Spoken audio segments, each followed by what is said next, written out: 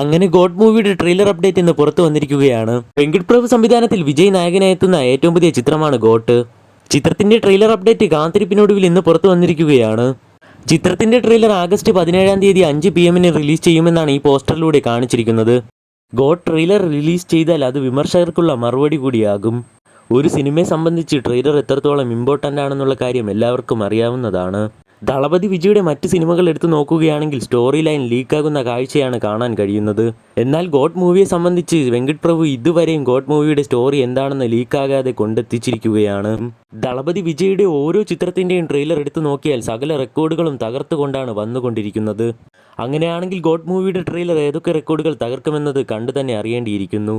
Social media കത്തിക്കാൻ ഒരുങ്ങുന്ന God മൂവിയുടെ ട്രെയിലറിന് വേണ്ടി ആരൊക്കെ വെയിറ്റ് ചെയ്യുന്നുവെന്ന് താഴെ കമൻറ്റ് ചെയ്യൂ. ഇതുപോലെയുള്ള മൂവി അപ്ഡേറ്റുകൾക്കായും സിനിമ വാർത്തകൾക്കായും നമ്മുടെ ചാനൽ മറക്കാതെ സബ്സ്ക്രൈബ് ചെയ്യൂ.